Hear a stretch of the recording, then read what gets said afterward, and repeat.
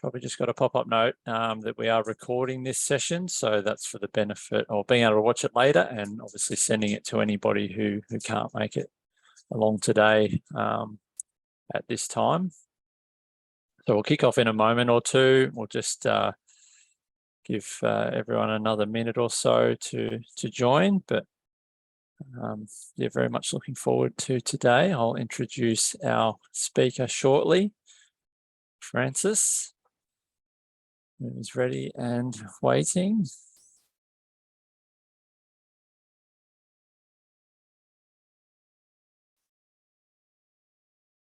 All right, well, we'll kick off. So welcome again, everybody. Great to have you here.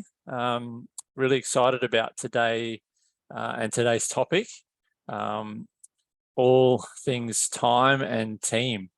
So in business, and whether you're in business or whether you're not in business, obviously time is a precious commodity, probably our most precious commodity. We all have limited time on this earth, so how we use it is obviously key, and it's really important. And big part of our life is work, and the amount of time that we spend at work, and how we do things and doing them as efficiently and as effectively as possible can make a huge difference.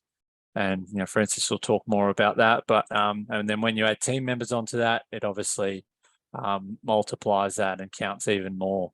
So yeah, really important topic. It's something that I've been very mindful of and have been trying to work on personally for a number of years now, and it's an evolving thing. You're always learning, you're always tweaking, you're always changing. So it's something that we should all approach in that regard, I believe.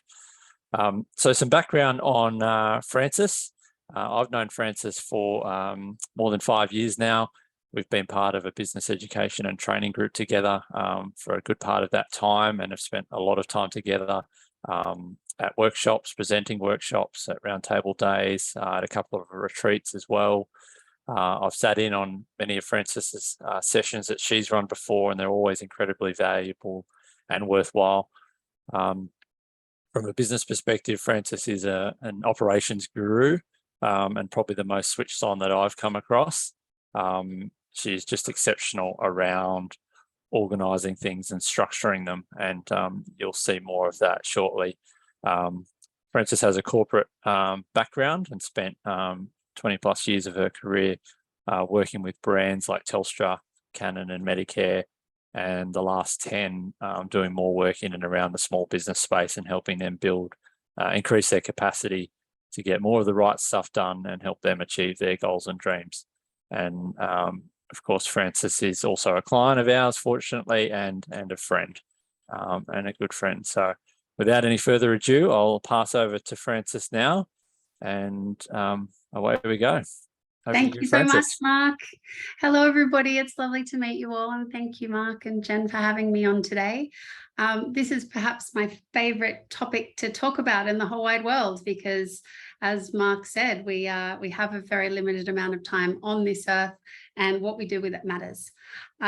So I'm excited to have this conversation with you today. I would love it to be a conversation. So I've got my chat window open. So if there is anything that you would like to ask or contribute as we go throughout the session, please feel free to pop it in there, and I'll either pause and address any sort of immediate questions that are relevant to the topic that we're on, or I'll revise the chat with any questions towards the end of the session. So we will have a little bit of time for Q&A. So make sure you're jotting down those questions so they don't fly out of your head with other new shiny ideas.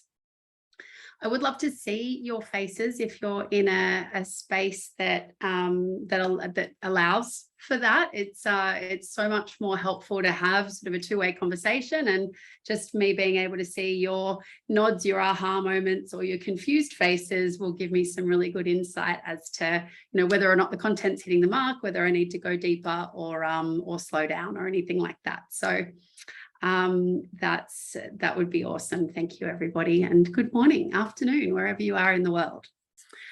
As Mark said, he's given a little bit of background to me. Corporate world, operations nerd turned productivity consultant. So it has been quite a journey of discovery and exploration and learning as I've moved through the stages of being a corporate employee to a small business owner to a scaling business owner, and having been through the ups and downs and hurdles that Mark has been on the ride with me, the whole journey of that sort of roller coaster that we often experience in business.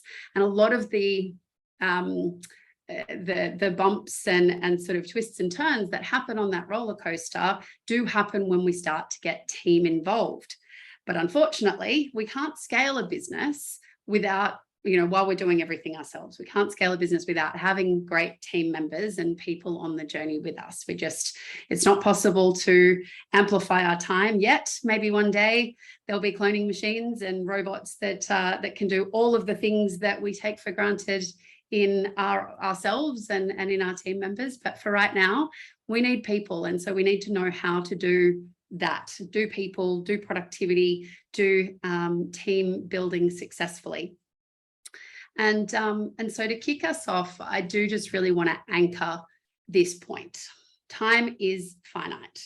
And I think the older I get, the more aware of that I become, right? In my teens, I probably felt like life was forever and there was no end to it. And how I spent my time didn't really matter all that much. But as I've grown up, some might say I haven't grown up yet, but as I've at least aged in years, I'm really aware that in all likelihood, unless they come up with some, secret to eternal youth and eternal life, my life is probably somewhere near the midpoint. And that seems like I've had a lot of experiences so far, but it also feels like every year is speeding up. Give me a little hands up or a thumbs up if you can relate to that, right? Every year goes faster and faster and faster. And I'm like, slow down. This year it's 2023 in like 5 minutes. So we can't buy more time. It's the one thing. I can buy more stuff. I can buy more people in terms of expanding my team. I can buy all of the food and all of the experiences and all of the retreats that I want to, but one thing I can't buy of is time, and I can't get it back once I've spent it. So I do need to choose how I do that wisely.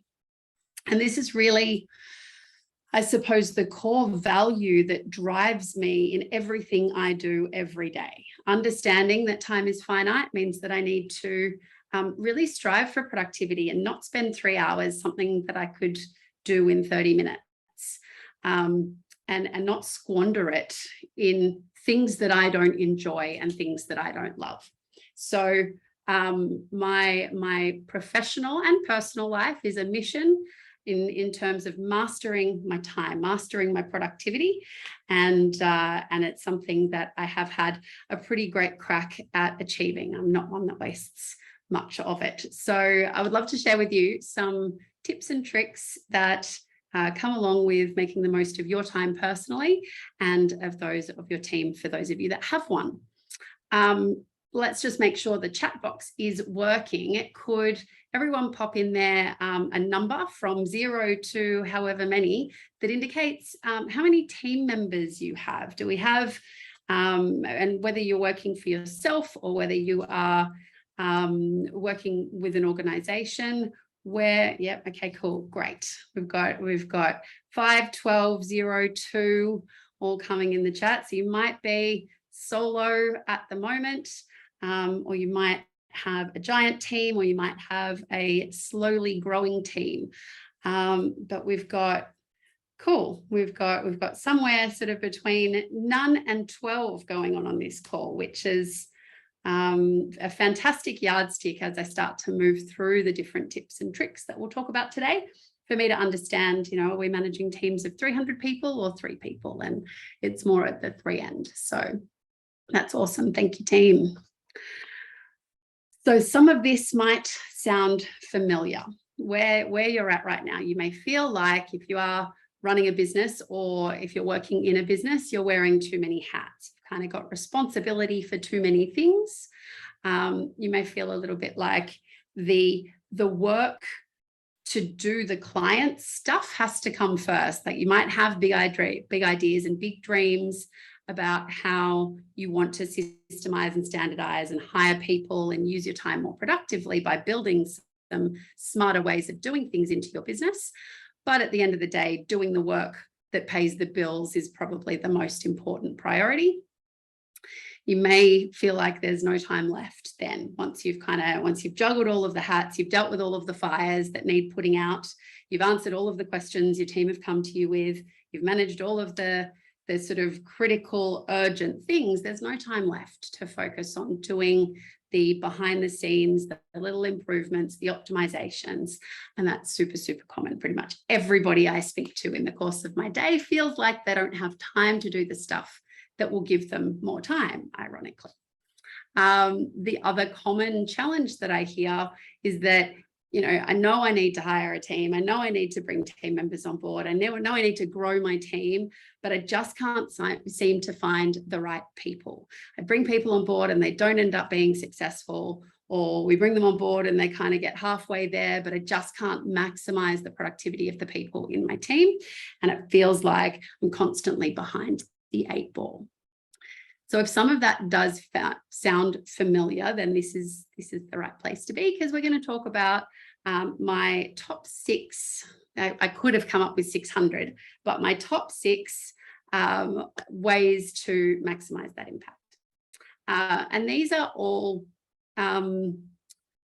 aligned to both the way that you show up for your own productivity. So those of you that have nobody in your team at the moment and you're just trying to maximize the impact of your own time, all of these tips are relevant to you. And for those of you that are starting to build a team, thinking about how to extend these tips and the application of these ideas and principles to the entire team, and once you've mastered them yourself, will be really valuable for you, I hope. So we're going to go through each of these in a little more detail, but let's do the laundry list run through. Firstly, we need to set clear and achievable goals, because if we don't know where we're going, then we don't know what we need to do in order to get there. And we don't know if we're on the right path in order to be using our time really intentionally. We then need to adopt a planning ritual, because if we don't have a plan, then ultimately we're planning to fail. We don't have clear guidance and a clear road that shows us the steps that need to be taken to get to our goals. Number 3, we need to play to our strengths and hire for our weaknesses. When we're in the earlier stages of business, we most often feel like we have to do everything ourselves. And maybe in the really, really early stages, we do. Maybe for a time, we need to wear all of the hats and do all of the things until such time as we get a little bit of traction. But once we've gotten that traction, we need to be constantly looking at how we free up our own plate by utilizing people, utilizing technology, starting to play to the strengths that we have as individuals, and pass down the chain anything that's not our core strengths. So ultimately hiring for our weaknesses.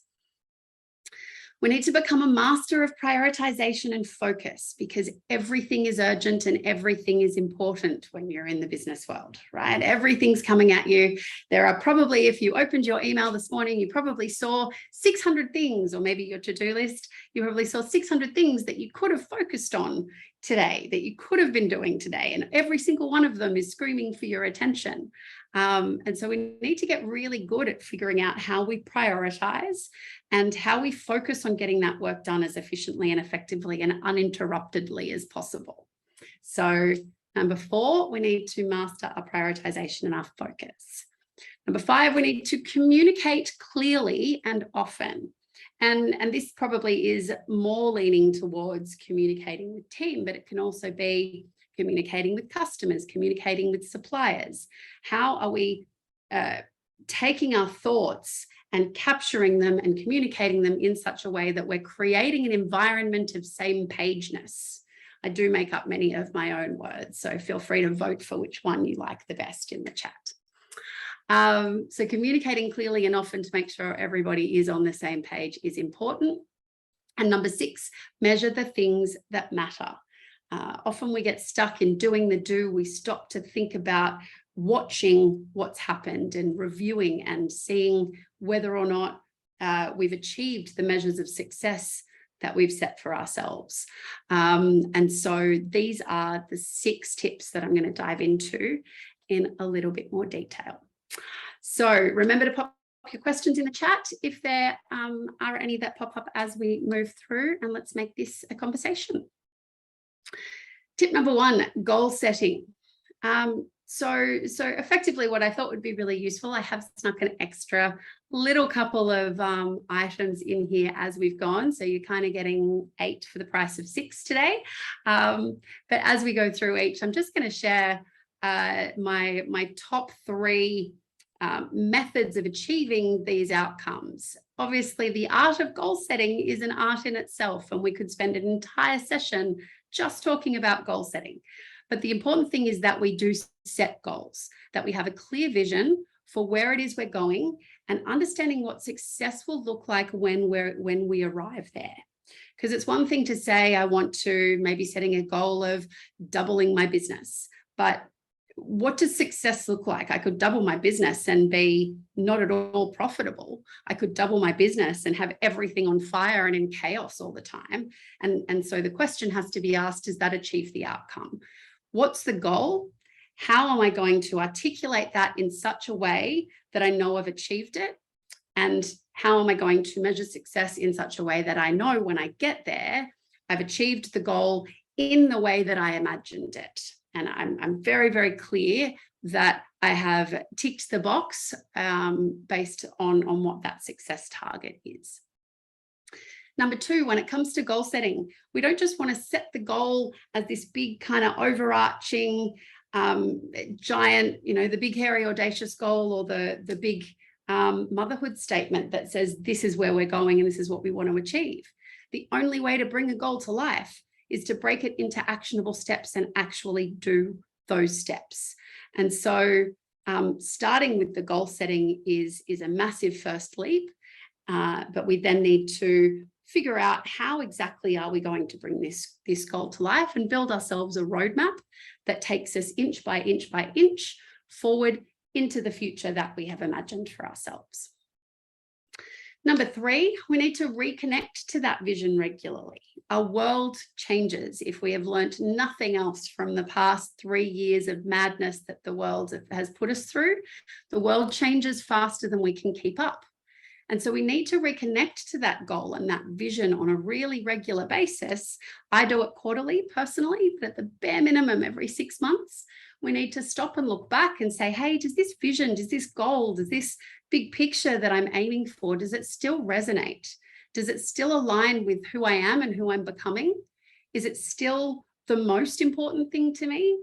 And has the actionable steps, the roadmap, the breakdown version of that, is that still on track and on par? Have I learned things in the last 6 months or the last 3 months that I need to apply to that plan that I've built, that roadmap that I've built, in order to make sure that we stay on track, right? So we need to ask all of those questions and reconnect and just realign with it. And if for nothing else, even if we don't make any changes to the roadmap or make any changes to the goal or the vision, at the very least, it reconnects us at an emotional level and at a dreaming level and at a soul level to that big picture objective. And if we can reconnect to that, it just gives us renewed vitality as we take each step on that actionable roadmap pathway. Just keeps us aligned to why we're doing it. And business gets hard. I talk to business owners in little consulting sessions pretty much every day of the week. And one of the things that we talk about most often is like, how do we keep the connection to the bigger picture dream? How do we get out of bed when it's hard? Because it will demand, being in business and running a successful business and scaling and growing team and bringing your purpose to life, will demand things of you. It demands sacrifice, it demands energy, it demands commitment. And the thing that keeps us, keeps the well full so we can continue to give all of those things is remaining connected to the vision that we have and the goals that we've set in order to keep sort of slowly nudging us down the path and give us the energy when things get hard. So number one, goal setting. Let's move on to planning and adopting a planning ritual. So as a self-professed productivity ninja, these are three of the most important components to my planning ritual. There's a whole framework that I've built, but the top three items are thinking about where are we putting our actions? Every meeting that you have, every idea that you come up with, every task that needs to be completed in the day-to-day doing of your business and your role requires things to be done.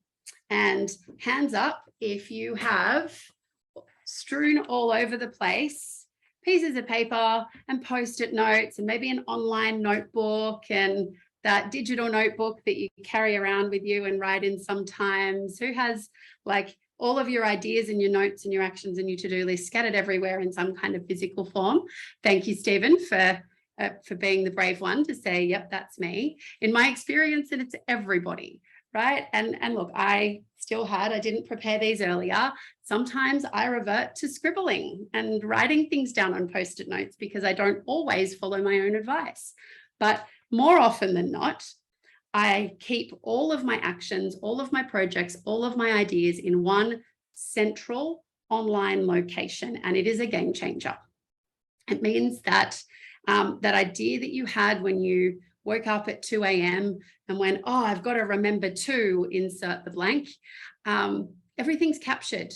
Your brain can take a rest from trying to remember everything because that is not our brain's job. Our brain's job is to protect us from saber-toothed tigers and make really good big decisions for our lives. And what we're doing each day isn't one of those most important decisions. So centralize everything in one place. A lot of people ask me what place. I use ClickUp for all of my notes, all of my actions, all of my projects, all of my lists, my books to read, my movies to watch, my shopping list, like everything goes into ClickUp for me. But any task management or reminders type app will do the trick. When it comes to the things to do, and if you're taking long form notes, then something like OneNote or a digital notebook or an Evernote or something like that. There's no shortage of options out there. So find the thing that works for you in your business and day-to-day context. But if you take nothing else away from this session, centralize everything and you'll automatically get a little bit of time back and a whole bunch of headspace back, which is where we do the most important work. Every week then, you can come back to that central place rather than starting a week with noise in your head and all of this stuff running around going, oh, I need to remember to pick up the dry cleaning and I need to remember to call Joe about that birthday party and I need to remember to get that report to that client and send that email, right? Rather than your head being full of all of that noise. If I do it on a Sunday, maybe your weekends are sacred and you like keeping things to the Monday or the Friday, whatever works for you. But either on a Friday afternoon or sometime over the weekend, take time to build yourself a plan. By reviewing this list of all of the things, identifying you're restricted, and I know this is going to be hard for you all, but you're restricted to 3 things every week across life, business, and self. So the 3 highest priorities in business, the 3 highest priorities in life, and the 3 highest priorities for yourself to keep your well full should be identified as part of this weekly planning ritual. And then those things blocked out in your diary or in your to-do list if you're not a calendar person. 3 things, that's it. You can always add more. You could always add more, but who has ever had the experience of writing yourself a list of to-dos and ticking 2 of them off and rewriting the list next week with the other 7 things that you didn't manage to get through, and then rewriting them in your to-do list the week after and the week after that and the week after that, until you look back and 3 months later, there's a task on your to-do list that was there 3 months prior and still hasn't been done. Who's guilty? I'm definitely guilty. Life gets busy, right? We've got so much going on. And so the problem is that wires us to feel unsuccessful. It makes us feel like we're not getting progress, like we're not productive. And yet, so if we focus our list on just the 3 most important things in each of these areas, then we get those things ticked off. If we've got extra time, we can always add more. But number 1, we're making good progress towards our goals because the things that we've prioritized are actually the most important things. And 2, we're starting to wire ourselves for accomplishment. We're wiring ourselves to say that, hey, we complete these things every week, self high five, pat on the back. We're living in a productive space, which changes our mindset, which changes how we show up, and all the good things flow from that. Number 3, touched on this already, but block out time to complete those 9 priorities, the 3 things by the 3 areas. Block out time in your world. The important part of this statement, though, is allowing buffer for the unexpected. I won't ask you to put your hands up for this one because I know that in all likelihood, at some point you've said, right, I've got to write that report or, create that document, and I'm going to pop time in my diary to make sure I don't get interrupted. And I'm going to think that's going to take me an hour. And 4 hours later, you're still working on it because you've had, 7 phone calls and something blew up and the fire alarm went and all of the things that happen that interrupt our days. And so when we're planning time to do things, be conservative, not optimistic. Something that you think is going to take you 1 hour, allow 3. And that way you've got enough time to make sure that those 3 highest priorities in each area actually get done. You might find that as you start to implement some of the other recommendations and tips that we'll go through in this session, you might find that you start to get more efficient. And instead of blocking out 3 hours for the thing, 2 hours is enough. But start on the conservative side, give yourself plenty of time and start to wire yourself for achievement through your planning ritual. So that's planning.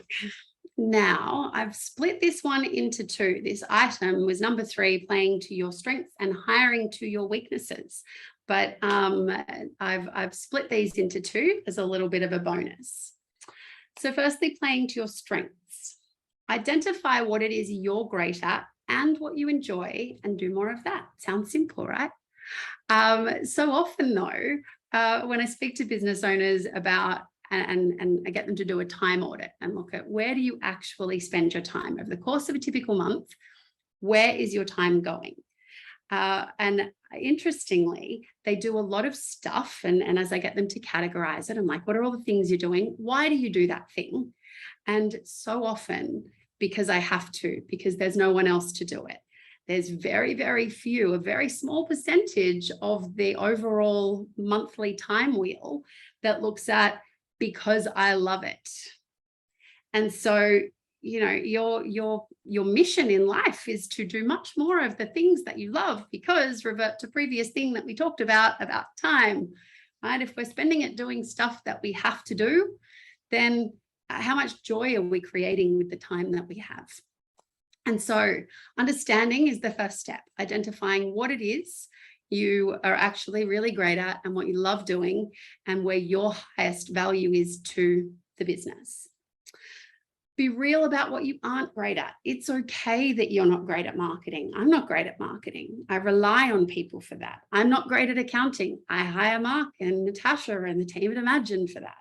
I'm not great at cleaning my house. I suck at that. I have no interest. I really don't love it. So I hire somebody to do that for me. And all of that gives me back little pockets of my time. And it means that the time that I am spending is much more joyful. So be real about what it is you aren't great at and ask for help. When it comes to playing to your strengths, item number 3 is about bottling the magic along the way. Odds are that what it is you spend your time on today isn't what you want to always spend your time doing, right? Odds are you want to go through an evolution with your business, with your role, and continually elevate the things that you do in it. And so the only way to achieve that is to take that stuff that you are great at, even though you love it, and bottle that magic so that over time you can start to cascade the work down and hire new people to do new tasks. So being aware of consistently thinking about, how could I do this better? How could I do this smarter? If I was hit by a bus tomorrow, touch wood, how would somebody else pick this up and start running with it?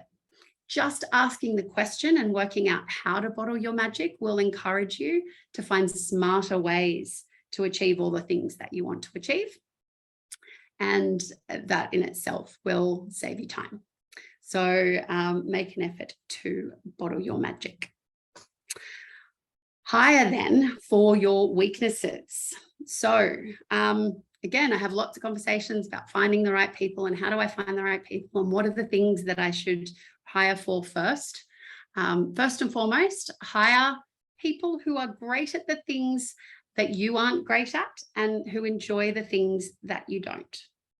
If we come back to that time audit that I was talking about, a lot of the reasons, so I asked 3 questions. Where do you spend your time? How much of that time? That's one question. Why do you spend your time in those places is the second question.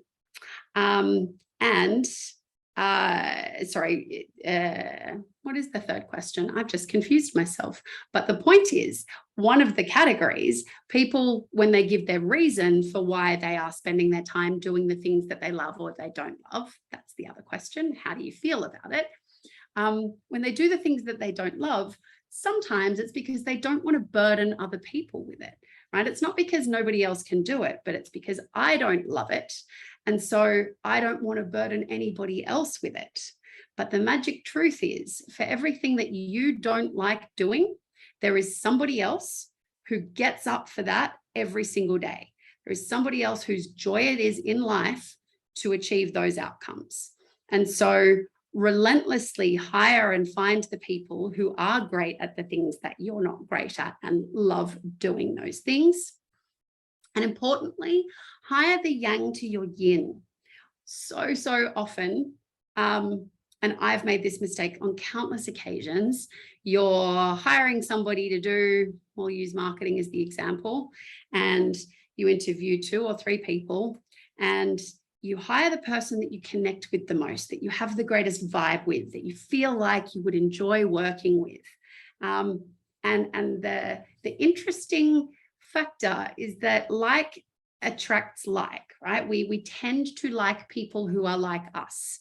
And so we get in rapport really quickly with people who sort of mirror our speed, our tone, the way that we like to show up, our values. We instantly kind of attract these people and go, oh, I would like working with you. I want you on my team. And there's nothing wrong with hiring great people that we want to work with. But so often, we're not looking for a clone of ourselves. We're looking for somebody who is the opposite to us. You may have noticed I'm quite a fast-paced, expressive, loud, bubbly person. That's my natural nature. And that has its strengths and it has its weaknesses. So depending on the role that I'm looking for, when I'm looking to hire somebody to run one of my functions or to work in my team, I actually think really carefully about the critical skills that are required to make that role successful. And most often I look for somebody who is more measured, more steady, more introverted, somebody who is my natural opposite, because that means we can fit together really beautifully like yin and yang, and they will complement my weaknesses and I will complement theirs, because nobody is absolutely wonderful at everything.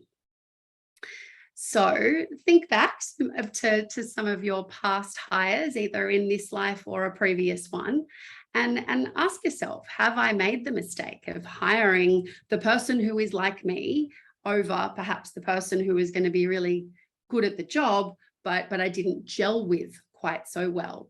And just take a moment of reflection for yourself and take that little lesson with you the next time you're hiring for somebody. And number 3, remember that you are ultimately accountable for all areas of your business. And this too was a very hard-earned lesson. And accounting is a great example. I'll come back to that one. But my story was with marketing. As I said, I'm not very good at marketing. I'm really good at solving problems and coming up with solutions and talking to people. And I'm good at lots of things, but marketing isn't one of them. And over the years, I've probably spent $100,000 or more on failed marketing because I've had a tendency to hire a company, a supplier, or a person and say, cool, that's your bag. You go make that work. You do marketing. You know, ask me what you need. I'll tell you all the stuff about my customers. I'll tell you about my products. I'll talk until I'm blue in the face about all of the context, but marketing's your jam. You do that. And I outsourced not just the responsibility, I also outsourced the accountability. And so a very, very hard and expensively earned lesson is that you are ultimately accountable for everything that happens in your business or in your team, right? The buck stops with you. And so you can't relinquish that accountability. What I ended up realizing I needed to do was learn enough about marketing to ask the right questions, to hire the right people, to know if looking at a dashboard or a set of metrics, know when something is working and when it's not, and ultimately care enough to guide and shape and make decisions that help the people that I'm hiring who are responsible for the outcomes to help them be successful, because I still have accountability. And your finances is probably the most important place. I can see Mark, you know, probably conversations that I've had with Mark so many times over the years of how critical it is that, and the legal profession's another one that really comes to mind, where you legally have full accountability for everything that is done in your business. So even if you're hiring an accountant, or you're hiring a bookkeeper, or you're hiring a lawyer, at the end of the day, the buck stops with you. And remembering that when we're hiring and remembering that when we're building our team and our functions is a super critical little piece to take on board. So that is hiring for our weaknesses and playing to our strengths. Let's dive into another one where I've given you a 2-for-1, mastering prioritization and focus. Let's start with prioritization. For me, I wanted to share with you my prioritization matrix, because it is one of the questions I get asked a lot is, how do I prioritize, right? I'm doing my planning ritual. I'm trying to pick my 3 things, but there are 400 things. And so how do I choose just 3? And so I came up with this prioritization matrix quite a few years ago, and I use it on all of my projects and my day-to-day decision making. Ultimately, we look to plot everything that needs to be done on this matrix. And we have, especially for you guys at the back of the room, if you don't have a really large screen, we've got impact on the vertical and effort on the horizontal. And so what we need to ask ourselves is this task, in terms of its impact to the business, in terms of the impact it's going to have to our customers, to our business, to our team, how high impact is this item? Is it super high, or is it super low, or is it somewhere in the middle? We then need to ask, what's the effort involved in achieving this? And that's mental effort, time effort. You could incorporate cost in that if financial, if there is a financial component to the work or the project that you're doing. And therefore, where does it sit on this matrix? You'll notice there's a big red box in the, a big pink box in the middle that says mission critical. Some things shouldn't be prioritized. If the house is going to fall down, if we don't do the thing, then just do the thing. Just do the thing that's mission critical, that's going to save our business, keep our customers purchasing. If our website breaks, we don't prioritize it. We just fix the website. So, you know, we do need to apply that first dimension. But for everything that's not mission critical, it will fall into one of these 4 categories. Quick wins, stuff that's high impact and low effort. We can get it ticked off really quickly and it's going to deliver a great impact for our business. Awesome. worthy pursuits, the longer term, probably some of the steps on the roadmap for the goal setting that we've done previously, when we've carved out our big picture goal into our individual items and we've built a roadmap. Some of those things will be worthy pursuits. Things like building a website or building a marketing strategy or deploying a new CRM or technology platform for our business. These are things that we probably need to carve up again into small chunks and deliver as a project rather than just an action or a to-do. That sits in the high impact, high effort category. Anything in the low impact and low effort category is an easy efficiency. It's not the first thing we want to spend our time on, but it's probably something that we might keep in the pipeline for later. And then we have our time wasters, low impact and high effort. The amount of time that we, if we're honest with ourselves, that we spend chasing shiny things and firmly planting our feet in that time waster bucket is a little bit scary, right? We have a tendency to come along to sessions like this or see an ad on Instagram or Facebook and go, oh, that looks interesting. Let me go and click on that link. And then we find ourselves going down a rabbit hole where 4 hours later, we realize we've spent all this time playing with this tool where we haven't even aligned it to the strategy of our business. We don't know if it's a good thing. And we've just lost a bunch of time without it delivering any impact to our business.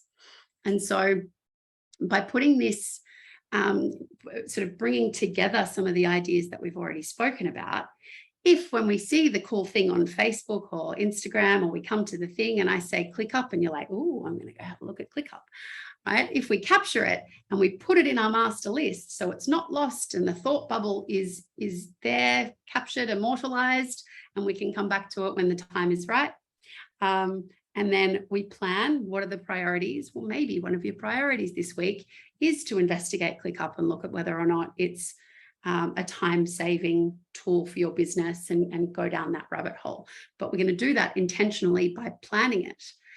Or perhaps we're going to play to our strengths and hire for our weaknesses and delegate the investigation of what's the best project and task and notes management tool for our business to somebody who's better at that than we are. In order to kind of bring some of those ideas to life in a real example. So prioritization is important. Maybe this matrix works for you and I'm happy for you to swipe it and use it for all of your prioritization. Maybe in your world, there are different things on the axes, right? Maybe there's a different approach to prioritization. The important thing is that you have an approach, is that you take the time to critically assess everything that needs doing in your business and make decisions about what you spend time on rather than being reactive and responsive. Second half of that equation, mastering your focus. Become indestructible. Who has one of these things? And who lets it go buzz, buzz, buzz, buzz and tell you every time you get an email and every time somebody's liked something on Facebook? I see you nodding, Stephen.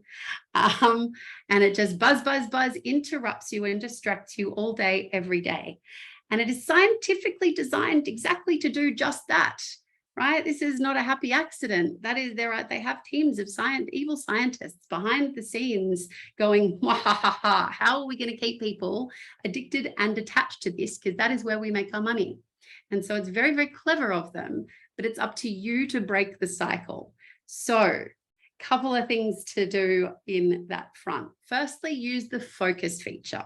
If you have, I'm pretty sure that Android will have one as well, but if you're an iPhone user, across all of your devices, there's a little thing when you swipe down here and it says focus, do not disturb. And so when you're in that time, you can set it that if the house is burning down and there's a particular person you need to be able to hear from, that notifications will come through from just that person. But you can turn off all of the ding, ding, dings and stop your phone from ringing and stop messages from coming through and stop the apps from interrupting you. And so use that feature and use it wisely and use it often in order to stop the mental hijack of all of these very crafty distractions. Book and utilize hours of power to work on those focus tasks that we just talked about. We've got our top 3 priorities. What if every day you spent 1 hour where you told the world, right? You turned on your focus feature, you told your kids and your dog and your partner, hey, I am not to be interrupted unless there is a genuine house burning down, we need to act right now, emergency.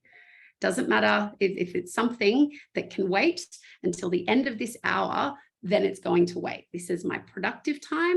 This is my time for me to focus on getting the really important things done. And so what if your whole team did that, right? There's stats that say it takes us 20 minutes to get into flow. And so every time something goes buzz or someone, hey, can I just ask you a quick question? Every time that somebody interrupts you and we get out of flow, it takes us 20 minutes to get back in there. And so who feels based on that, does anybody ever get into flow? Right? Do you ever have more than 20 minutes of uninterrupted time to work on stuff? Like maybe if you do focus time on a Saturday or a Sunday. I love working Sundays because I get lots and lots and lots of stuff done with no meetings, but you know, that's not true for everybody. Some people want to just be able to work, you know, in the hours that suit them and do so without somebody tapping you on the shoulder every 3 minutes. And so roll out this idea of hours of power where it's uninterrupted, meeting-free, focus time to work on those key priorities and watch how much you start to get done. Delete your bad habit apps. There is a great book. The name of it escapes me, but I will tell the Imagine team and they can tell you of it if it doesn't come to me by the end of the session. But basically talks about the power of positive psychology and all of these sort of tips and rhythms around the way our brain works with relation to habits, and simply putting a barrier that, you know, without wasting our time recapping what was covered in the book. The essence is that simply putting a barrier between us and our bad habit is enough to make it hard. The example in the book was this guy was coming home every day, exhausted from work. You know, he really wanted to pick up the guitar and learn the guitar or go out and socialize more, but he got home and was just so tired and he sat on the couch and he turned on the TV and there he would stay for the rest of the evening. And he's like, I really need to change this habit. And he's a psychologist, so he decided to experiment on himself. And he went, right, well, how do I break this pattern? So he took the batteries out of the remote control and put them in a drawer in the bedroom. And so all he had to do was take 2 minutes to walk to the bedroom, get the batteries out, put them in the remote, and then he could follow his habit. Simply making that change completely stopped the habit, got in the way. He started picking up the guitar because he put that right in front of him as a positive habit builder instead. And he started going out and socializing more by simply putting a tiny barrier in the way of his habits. And so I've done the same with all of my social apps. My social apps are still accessible via my phone, but has anybody ever noticed that you tend to have like a finger dance? You open it up, you go to, you know, maybe it's your email and then you close your email and then you go to your calendar and then you close that and then you go to the news app and then you go to Facebook. Like your finger is wired to know where to go to do all of the things completely unconsciously. So if you remove the apps, if you have to put that barrier in place of actually typing in and searching for it, you can stop yourself unconsciously following these time-wasting habits. And so maybe it's Facebook for you, maybe it's Instagram or TikTok, maybe it's that snaky, weird app or the words thing, Wordle, whatever that's called, whatever it is that is your little sneaky bad habit time waster. I'm not saying you have to stop doing it or using it, just put a barrier so that you're doing it consciously. Focus. All right, let's talk about communication. So I work with lots of small business clients, and one of the things that I have been observing a lot recently is challenges with communicating effectively, which is why I chose to prioritize this as one of my top 6.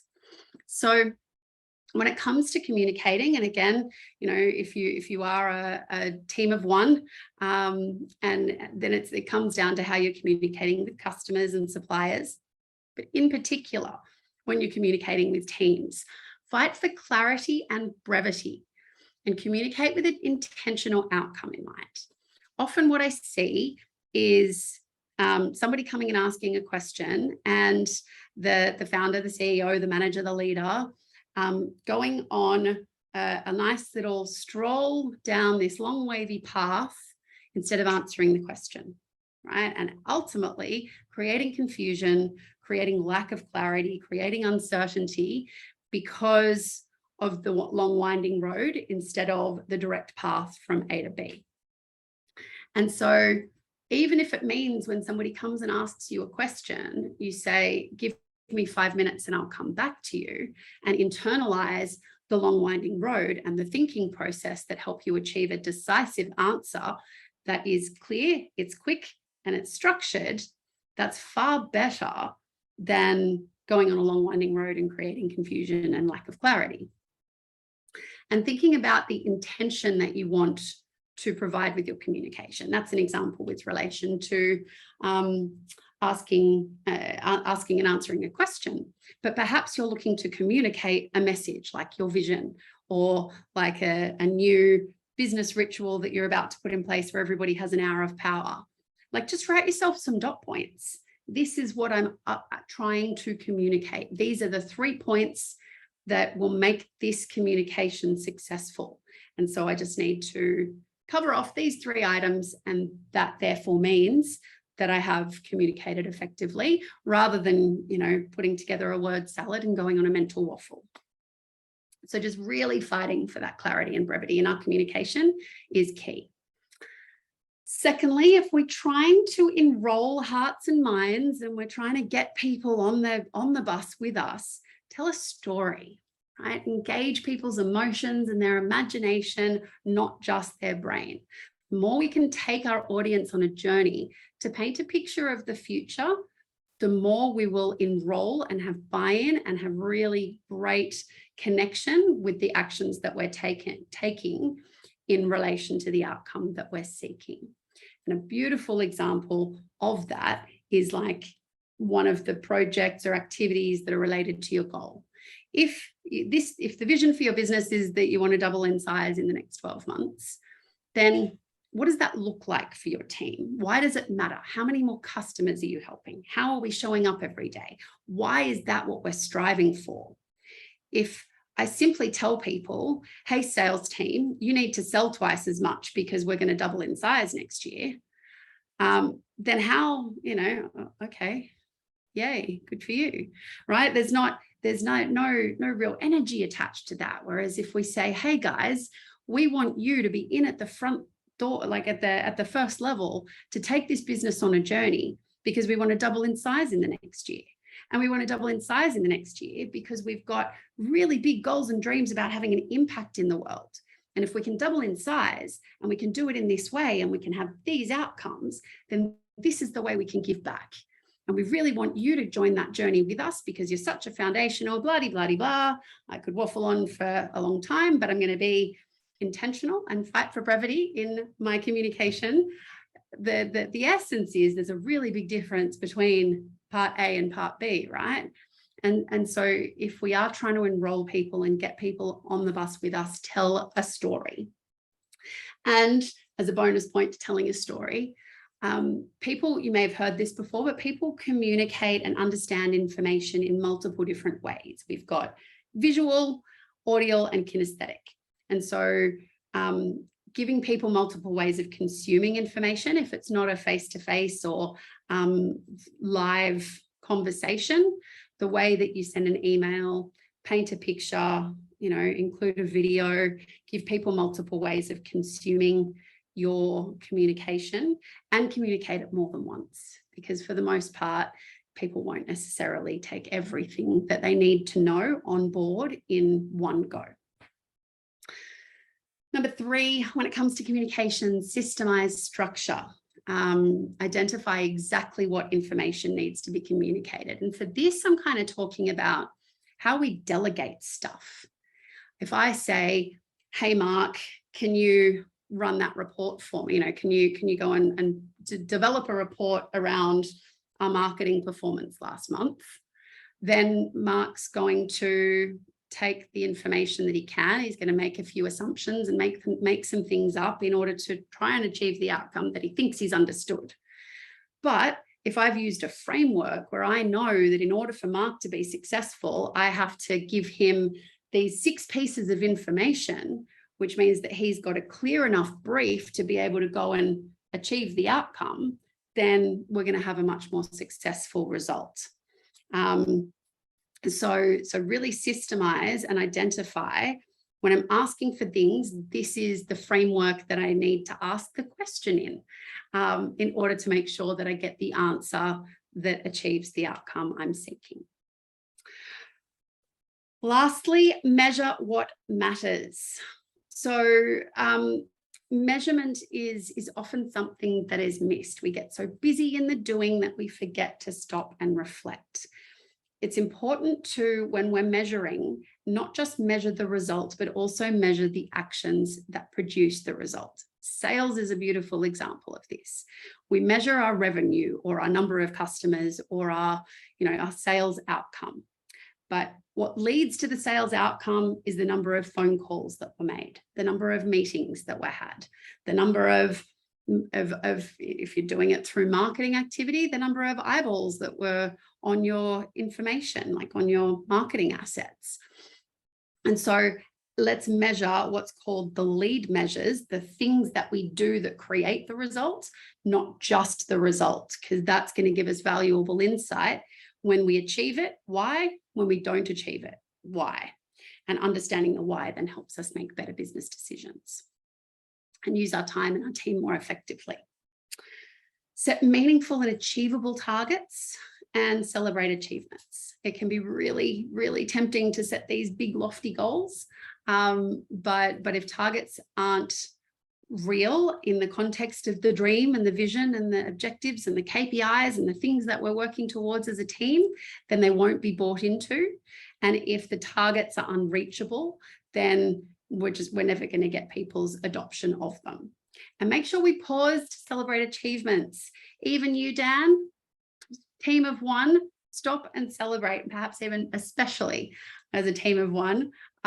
Stop and celebrate your achievements, your milestones, the things that you have managed to achieve in this world. It will really change the game in terms of your enjoyment of the process of building a business. And monitor the vital signs as real time as you can. We can't all have multi-million-dollar business analysis tools that show us real-time dashboards. But even if it means that you hire somebody who is better than you at it to pull together 6 key metrics every morning, because they're the vital signs, lifeblood of your business, that tells you if the train's about to fall off the tracks or if it's everything kind of on track, then that's one of the most critical things that you can do in terms of how you measure success to keep everybody aligned to the most important things to be focused on. So that's me talking at you for like nearly an hour. A couple of the resources that I mentioned, I wanted to share with you, completely free. Don't even have to put in your email. There's a web link at the bottom that takes you to a resource library where that time and joy audit that I mentioned, you can download that and try it out for yourself. There's also a little value of your time calculator to help you understand kind of when you're making decisions about hiring somebody and what you might spend on support, understanding what the true value of your time is to your business. And my planning templates, if you already use ClickUp or if you're keen to use ClickUp, I've pre-built my planning templates and made them available. So feel free to go and download those resources if any of what I have spoken about has resonated with you. But thank you very much for coming on this little journey with me today. I know that team at Imagine and myself would really love some feedback. So there is a link there to go and put your feedback form in. And it's also in the chat for ease of clickability. And when you fill that in, there is an opportunity to get a free strategy session with me if you would like one. But I think that is my time up. So if there are any questions, I'm happy to cover them. Otherwise, back to you, Mark. Amazing. Thanks so much, Francis. Some great tips in there. I know I took some notes of some takeaways, and just building on things that we all do, but it's just that reminder, and habits is such a big one, and habits creep in into our lives, and it's just the awareness around them, I think, is so important, and revisiting them. What are they, and how do we make those 1% changes to get significant improvements in what we do, and from a use of time perspective. So yeah, really love that, and love the weekly 3 priorities across life, business, and self. And I know a lot of goal setting and planning, particularly for business owners, can be just around the business, and it's all about the business, but bringing in life and the personal side as well is so important to have that balance. So we always tend to leave ourselves to last. So putting ourselves on equal priorities is a real game changer in terms of making sure that we're whole and fulfilled, and continue to have the energy to put into driving our businesses. So yeah, absolutely. Well, thank you again, Francis. Really appreciate your time. Hopefully everybody got something from that. If we could all take the time to fill out the feedback form, that would be amazing. It's always useful for us if it's resonated, connected. Also the session, the option to put any other interesting sessions that might be valuable for you in there. Obviously feedback for Francis as well, and anybody who's interested in having a chat with Francis further, definitely worthwhile, and we'll get a lot of value from that, no doubt. So yeah, please fill that out. Also, just to let everybody know, we are running another webinar in a couple of weeks' time around wealth building, so quite a different topic, but key wealth building strategies on Thursday the 3rd of November. Jen, if you could put the link for that in the chat as well. It's there as well, Mark. Oh yeah, I can see that. Yeah. So anybody who's interested in that, please register for that, and we'll see you in a couple of weeks' time. But otherwise, thank you again, Francis. Really appreciate it, and thank you again, everybody, for your time and coming along today. And we'll see you hopefully again soon. Thanks, everybody. Nice to meet you all. Thanks, Francis. Thanks, everyone. Bye. Bye.